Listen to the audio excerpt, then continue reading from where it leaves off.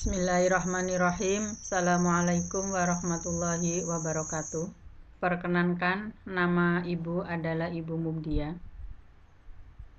Mengampu pelajaran pendidikan moral Pancasila dan kewarganegaraan untuk di kelas 10. Kelas 10 jurusan IPA, IPS, Bahasa, dan Agama.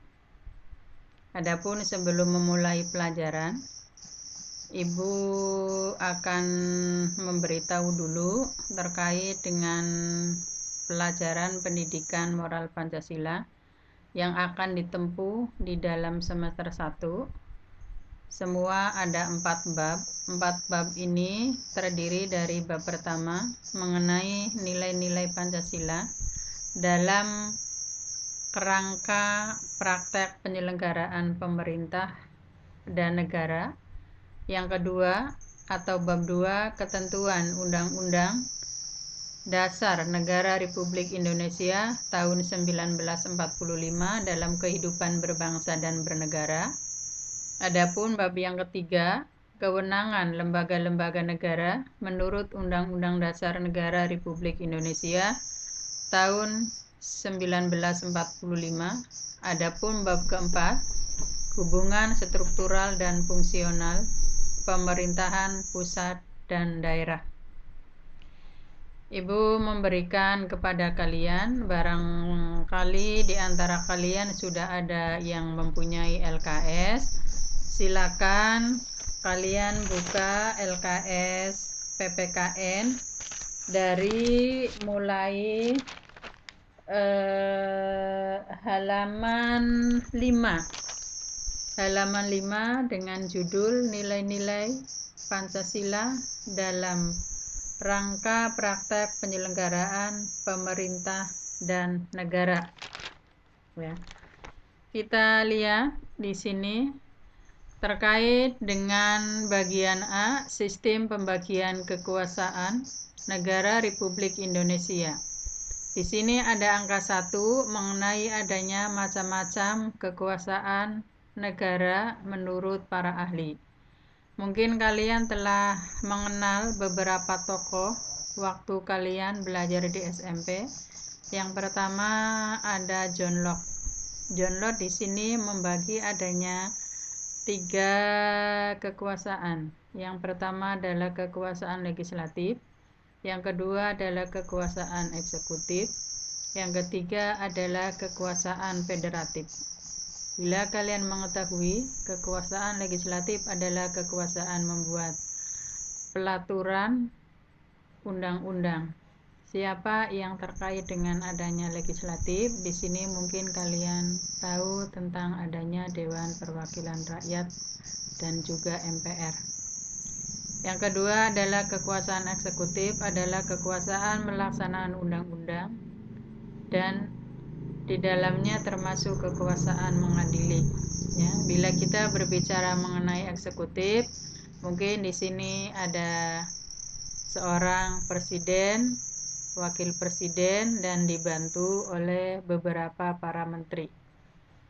Adapun yang ketiga adalah kekuasaan federatif, adalah kekuasaan yang meliputi segala tindakan untuk menjaga keamanan negara dalam hubungan dengan negara lain.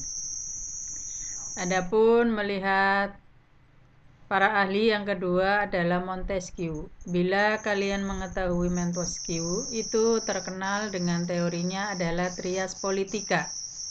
Trias politika terdiri dari 3 kriteria. Ada kekuasaan legislatif, ada kekuasaan eksekutif, dan ada juga kekuasaan yudikatif.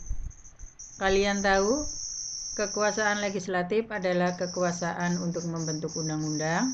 Kekuasaan eksekutif adalah kekuasaan melaksanakan undang-undang. Dan kekuasaan yudikatif adalah mengadili pelanggaran undang-undang. Bila kalian mengetahui kekuasaan yudikatif, jelas dipegang oleh Mahkamah Agung dan Mahkamah Konstitusi. Para ahli yang ketiga adalah Immanuel Kant, menyatakan teori tentang perlunya suatu negara bagi bangsa warga negara, yakni tujuan negara dalam mencapai hak kemerdekaan dan menjamin kebebasan warga negara tersebut. Menurut Muhammad, yang kedua adalah konsep pembagian kekuasaan di Indonesia. Menurut Muhammad Kusnadi dan Hermaili Ibrahim, dalam bukunya yang berjudul Pengantar Hukum Tata Negara menyatakan bahwa pemisahan kekuasaan, separation of power, dan pembagian kekuasaan, division of power, merupakan dua istilah yang memiliki pengertian berbeda satu sama lain.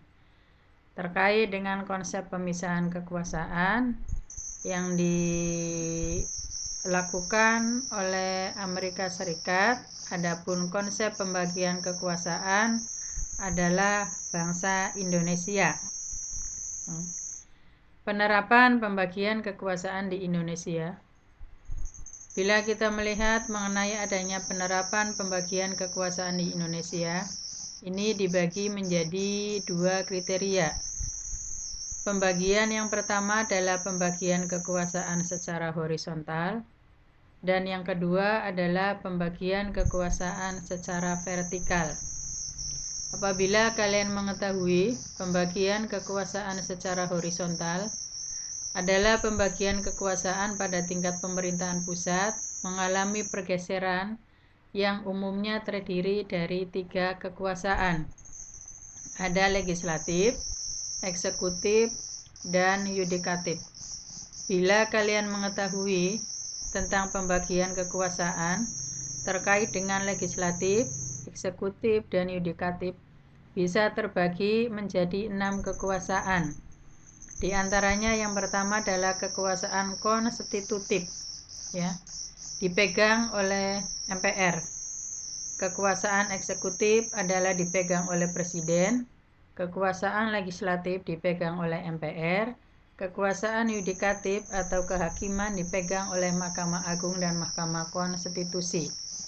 Adapun kekuasaan eksaminatif di sini mengenai adanya pengelolaan keuangan, maka di sini ada Dewan BPK. Ini tertulis di sini BPR. Salah nulis ini, mohon maaf. BPK, Badan Pemeriksa Keuangan. Adapun yang keenam adalah kekuasaan moneter. Di sini terkait dengan adanya Bank Indonesia. Jadi Bank Indonesia dijadikan sebagai sentral.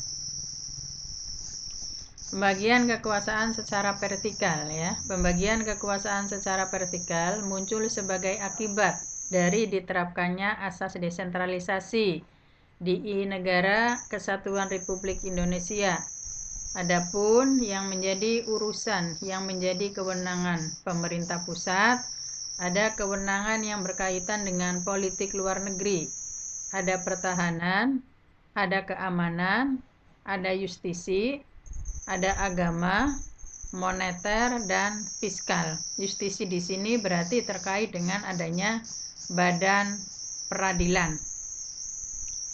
Fiskal berarti terkait dengan sumber dana keuangan negara.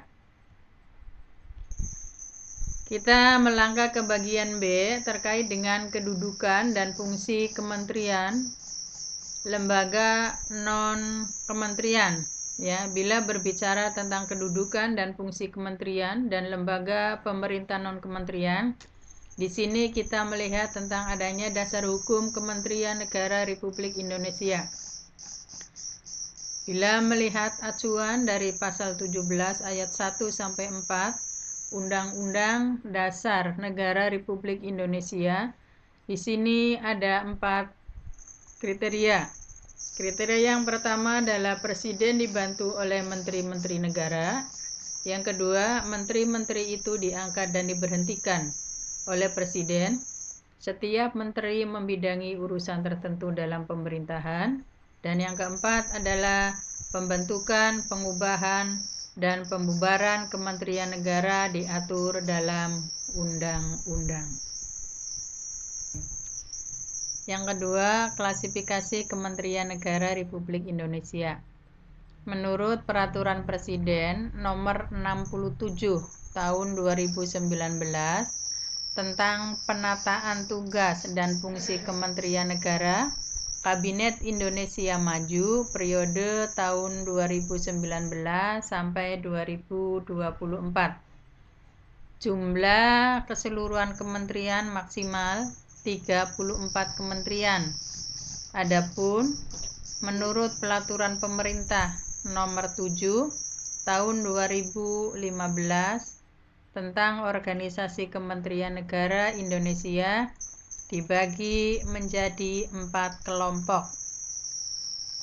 1. Kementerian Kelompok 1 terdiri atas Kementerian Dalam Negeri, Kementerian Luar Negeri, dan Kementerian Pertahanan. Adapun yang kedua adalah Kementerian Kelompok 2 terdiri dari 19 kementerian.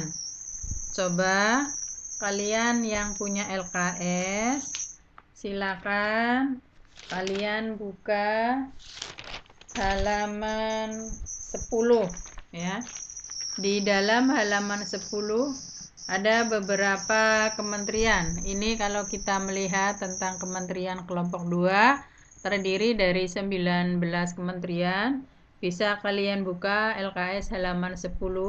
Di sini terkait dengan ada Kementerian Agama, ada Kementerian Hukum dan Hak Asasi Manusia, ada Kementerian Keuangan, ada Kementerian Pendidikan dan Kebudayaan, Kementerian Kesehatan, Kementerian Sosial, Kementerian Ketenagakerjaan, Kementerian Perindustrian, Kementerian Perdagangan, Kementerian Energi dan Sumber Daya Mineral, Kementerian Pekerjaan Umum dan Perumahan Rakyat, Kementerian Perhubungan, Kementerian Komunikasi dan Informatika, Kementerian Pertanian, Kementerian Lingkungan Hidup dan Kehutanan, Kementerian Kelautan dan Perikanan, Kementerian Desa Pembangunan Daerah Tertinggal dan Transmigrasi, Kementerian Agraria dan Tata Ruang Badan Pertanahan Nasional,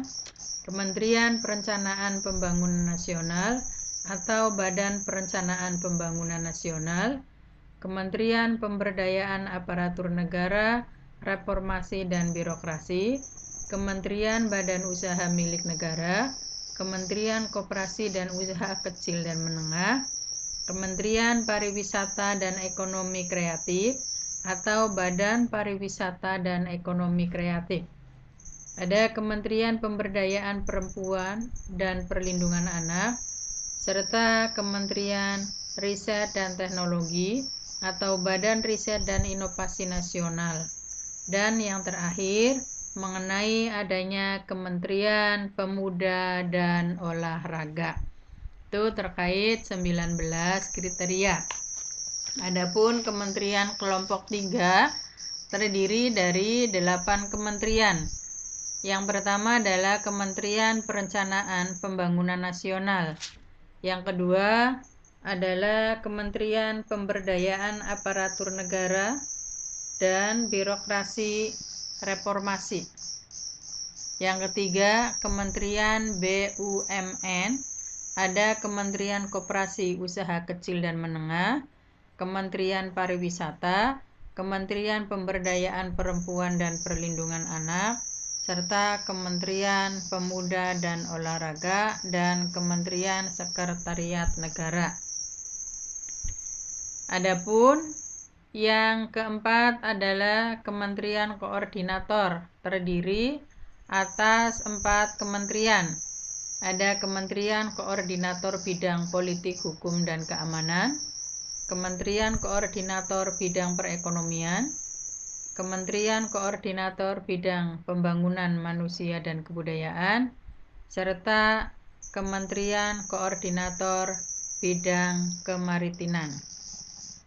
Adapun lembaga pemerintah non-kementerian adalah lembaga negara di Indonesia yang dibentuk untuk melaksanakan tugas pemerintahan di bidang tertentu yang tidak dilaksanakan oleh kementerian atau instansi, bersifat nasional, strategis, lintas kementerian atau instansi, lintas sektor, dan lintas wilayah.